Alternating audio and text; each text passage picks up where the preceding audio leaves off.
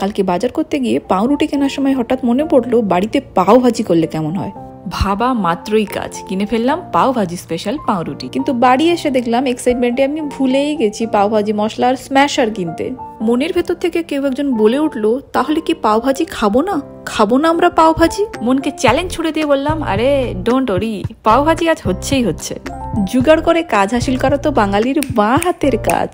কলকাতায় হলদিরাম সাউথ সিটির সামনে কতবার পাওভাজি খেয়েছি, সেই স্বাদ এখনো মুখে লেগে আছে। এই কানাডা আসার পরে পাওভাজি খাওয়া তো দূরে থাক, চোখেই দেখতে পাই না। বিদেশে থাকা মানুষের কাছে দেশের খাওয়ার জন্য অমৃতের সমান।